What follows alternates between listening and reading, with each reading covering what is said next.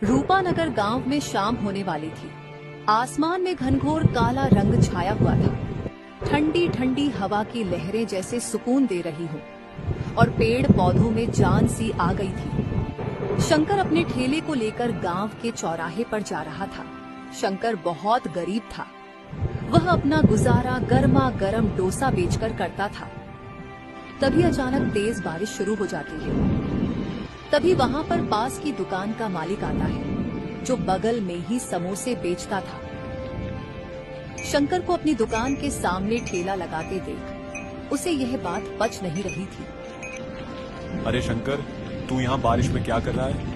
अरे तेरे पास कोई ग्राहक आएगा तो तू उसे कहाँ बैठा कर खिलाएगा? और हवा इतनी तेज चल रही है कि तेरा ठेला कहीं पलट ना जाए। अरे भाई, मैं संभाल लूंगा, तुम चिंता मत करो। तुम अपने दुकान का ख्याल रखो, वह मैं देख लूंगा कि मैं ग्राहकों को कहाँ खिलाऊंगा। क्या संभाल लेगा? तू एक बात सुन ले, यह मेरा इलाका है, यहाँ ठेला लगाना तू बंद कर दे, नहीं तो अच्छा नहीं होगा। अरे भाई, आपकी तो समोसे और जलेबी की दुकान है, तो आपको मुझसे क्या दिक्कत है? मैं कौन सा समोसे बेच रहा हूँ? मैं तो डोसा बेचता हूँ। और रही बात जो अच्छा खिलाएगा, लोग उसी के पास आएंगे। पर तुम चिंता क्यों कर रहे हो? कहीं तुम बेस्वाद समोसे तो नहीं बेच रहे हो ना? लालू को यह बात बर्दाश्त नहीं होती है। वह अपनी दुकान की ओर जाने लगता है, लेकिन उसे शंकर की यह बात दिल में चुभ गई थी।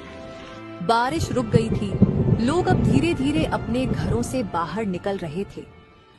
गांव की औरतें शंकर के ठेले से आती खुशबू को देखते हुए कहती हैं, कजली भाभी, मुझे इस बरसात में कुछ गर्मा गर्म खाने का मन कर रहा है।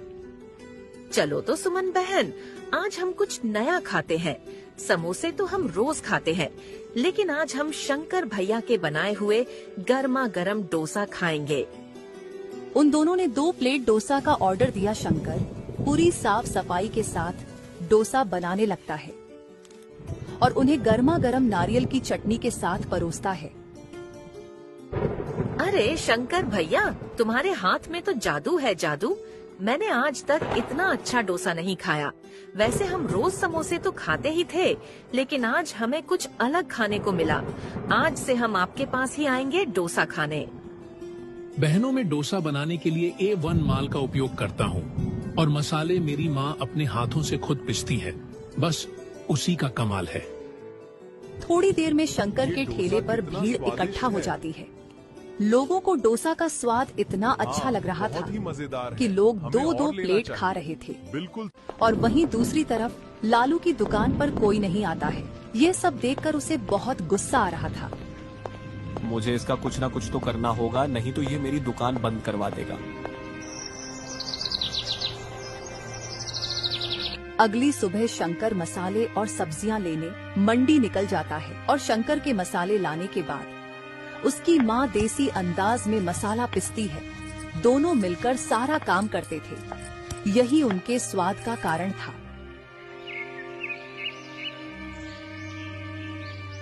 शाम को लालू ने अपनी दुकान पर एक प्लेट समोसा 20 रुपए से 10 रुपए कर दिया, यानी आधा दाम। यह देख शंकर सोचता है, अरे ये कहीं पागल तो नहीं हो गया है ना? इसने तो अपना दाम आधा कर दिया, पर इसने कम पैसे क्यों किया? लोग तो इसका पोस्टर देखकर इसी के पास समोसे खाने जाएंगे। लगता है आज अच्छी ग्राहकी नहीं होगी। इस शंकर की खैर नहीं, चाहे मेरा कितना भी घटा क्यों ना हो जाए, मैं इस शंकर को यहाँ टिकने नहीं दूंगा। ठंडी ठंडी हवा चल रही थी। गांव के लोग धीरे धीरे घर से बाहर निकल रहे थे।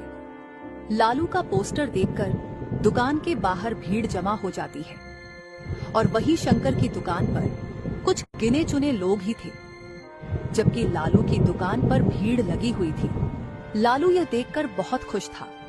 शंकर की माँ आज दुकान पर आती है और शंकर से बोलती है, बेटा क्या हुआ, इतना उदास क्यों है, क्या हुआ? और आज ग्राहक इतने कम क्यों आ रहे हैं और दिनों के मुकाबले? माँ, वो क्या है ना, सामने वाली दुकान का मालिक मुझसे बहुत जलता है। देखो ना, उसने अपने समोसे का दाम 20 रुपए से 10 रुपए कर दिया, यानी आधा। इसीलिए आज सारे ग्राहक उसके दुकान पर चले गए और हमारे दुकान पर कोई नहीं आ रहा है। बेटा तो चिंता मत कर, सब ठीक हो जाएगा। वह कब तक आधे दाम पर समोसे बेचेगा? तू तो वही खिला जो लोग खाते आ रहे हैं। तू स्वाद में कमी मत करना। ठीक है माँ, मैं ऐसा ही करूँगा और आगे से और ज्यादा मेहनत करूँगा। लालू के समोसे खाकर लोगों को समझ में आ रहा था कि लालू ने अपने सामान की गुणवत्ता में कमी की है, लेकिन लोग इस बात को अनदेखा कर देते हैं सस्ते के चक्कर में। लालू का पूरा माल खत्म हो गया था। लालू ने अपनी दुकान बंद कर दी थी, लेकिन शंकर अभी भी अपना ठेला लगाया हुआ था। वह ग्राहक आने का इंतजार कर रहा था। तभी वहाँ पर एक साधु बाबा आते हैं और शंकर से कहते हैं, अरे बेटा, जरा एक प्लेट डोसा देना तो, मुझे बहुत तेज भूख लगी है। भूख के मारे मेरे पेट में से अजीब अजीब आवाज आ रही है। बाबा, आप बस 2 मिनट रुकिए, मैं अभी आपको डोसा बनाकर देता हूँ, जब तक आप इस टेबल पर बैठ जाओ। शंकर डोसा बनाने लगता है और पूरी लगन के साथ उस रात काम कर रहा था उस अंधेरे में। साधु बाबा डोसा खाने लगते हैं और उन्हें यह डोसा बहुत पसंद आता है। बाबा शंकर को एक और डोसा का ऑर्डर देते हैं। डोसा खाकर बाबा का पेट भर गया था। फिर बाबा शंकर से कहते हैं, बेटा, इस डोसे का कितना हुआ? ये डोसा बहुत स्वादिष्ट था, मुझे बहुत अच्छा लगा। बेटा बताओ, तुम्हारे कितने पैसे हुए हैं? नहीं नहीं बाबा, मैं आपसे पैसे नहीं ले सकता, यह मेरी तरफ से था। ऐसे भी इस अंधेरे में कोई आ नहीं रहा था, मैं जाने ही वाला था, उतने में आप आ गए। बाबा, आपको पैसे देने की कोई जरूरत नहीं है। बेटा, तुम मुझे बहुत अच्छे इंसान लगते हो, मैं तुम्हें बिना कुछ दिए यहाँ से कहीं नहीं जाऊंगा। नहीं बाबा, मुझे कुछ नहीं चाहिए। आप मेरे पिता के उम्र के हो और एक ज्ञानी परमात्मा भी लगते हो, मैं आपसे पैसे नहीं ले सकता हूँ। बाबा अपने झूले से एक पोटली निकालते हैं और जबरदस्ती शंकर के हाथ में रख देते हैं। बेटा, ये एक जादुई मसाले की पोटली है, तुम इसे अपने डोसे के मसाले में थोड़ा थोड़ा मिलाकर बेचना और लोगों को खिलाना, लोग तुम्हारे दीवाने हो जाएंगे। बेटा बाबा, ये मसाला देने के लिए आपका धन्यवाद, आपने मेरे बारे में इतना सोचा। बाबा, अब मैं चलता हूँ, काफी अंधेरा हो गया है। ठीक है बेटा, तुम जाओ, मेरा आशीर्वाद तुम्हारे नेक दिल पर हमेशा बना रहेगा।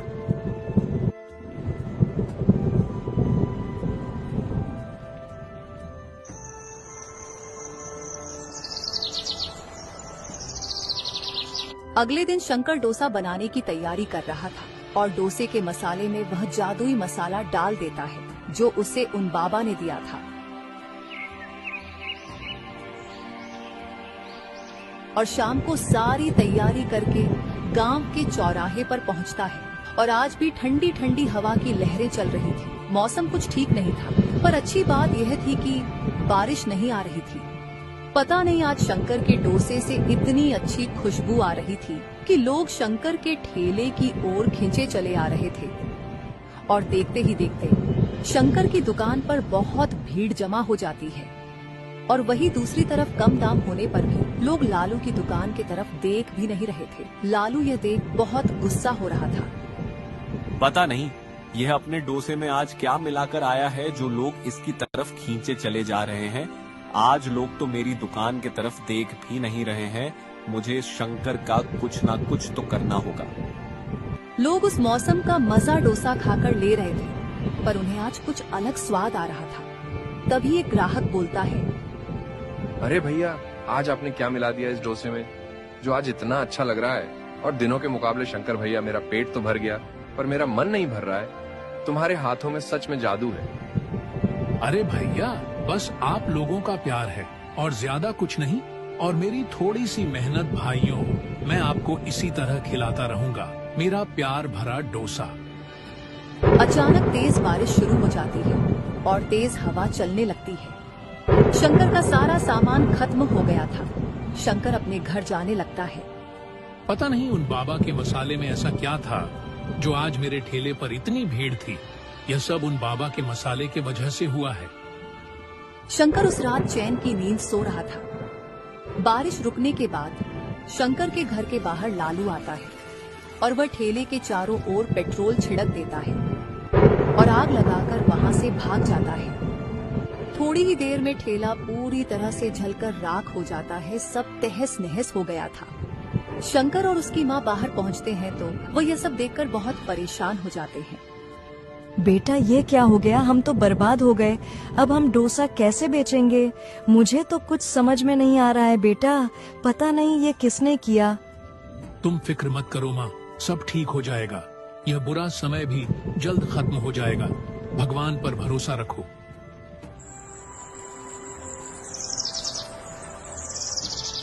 शंकर ठेले के बारे में सोच रहा था। उसे कुछ समझ में नहीं आ रहा था। वो अंदर से टूट गया था। शाम को डोसा खाने के लिए लोग चौराहे पर आ रहे थे। तभी वह देखते हैं आज शंकर का ठेला वहाँ पर नहीं था। अरे भाई, आज शंकर क्यों नहीं आया? मुझे आज उसे एक बड़ा ऑर्डर देना था। डोसे का मेरे घर मेहमान आए हैं, पर कोई बात नहीं, मैं समोसे ले लेता हूँ। तभी वह आदमी बोलता है, भाई वह अब कुछ दिनों तक या कुछ महीने तक ठेला नहीं लगाएगा। किसी ने जलन के मारे उसके ठेले को जला दिया। अब वह बिना ठेले के कैसे आएगा डोसा बेचने? अच्छा, तो ये बात है। धन्यवाद भाई बताने के लिए। वो आदमी उसी समय शंकर के घर पहुँचता है अपनी गाड़ी लेकर। अरे शंकर भैया, अरे ओ शंकर भैया, बाहर आइए। अरे भाई, आप तो वही हो ना जो मेरे ठेले पर डोसा खाने आते हो और बड़े बड़े ऑर्डर भी देते हो। बताइए आपका यहाँ कैसे आना हुआ? आपने पहचान ही लिया मुझे। भैया, मुझे कुछ लोगों से पता चला आपके बारे में और मैं आपसे मिलने आ गया। मैं आपकी एक छोटी सी मदद करना चाहता हूँ। गांव के चौराहे के पास में मेरा एक छोटा सा घर है जहाँ आप अपना डोसा का सेटअप लगा सकते हो। तो कल से आपको वहीं पर अपना काम करना है। मैं आपका स्वाद का दीवाना हूँ, इसलिए। भैया, आप मेरे लिए एक फरिश्ते से कम नहीं हो भैया। मैं आपका कैसे शुक्रिया अदा करूं? आपने तो मेरी सारी टेंशन खत्म कर दी। धन्यवाद भैया आपका।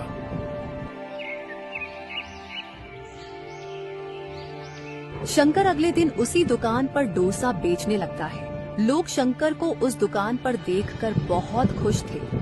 शंकर ने अपने स्वाद से लोगों का फिर से दिल जीत लिया था और फिर अपने मेहनत को लगन के बदौलत आगे बढ़ रहा था। लालू को यह देखकर एक सीख मिलती है। मैं शंकर को नीचे गिराने के लिए बहुत कुछ किया, लेकिन वह शंकर अपनी मेहनत और स्वाद के दम पर खड़ा रहा और मैं उससे चलता रहा। मुझे खुद पर ध्यान देने की जरूरत थी, पर मैं शंकर को नीचे गिराने में रहता था। मुझे अब समझ में आ गया है मुझे क्या करना है। लालू शंकर के पास पहुंचता है और सर नीचे करके बोलता है, शंकर भाई, मैंने ही जलन में आकर आपका ठेला जलाया था। मुझसे बहुत बड़ी गलती हो गई, मुझे माफ कर दो। लालू भाई, मुझे पता है कि यह सब तुमने किया था, लेकिन मैं अपनी मेहनत पर भरोसा रखता था और लोगों के प्यार पर तुमने अपनी गलती मानी। यही मेरे लिए बहुत है।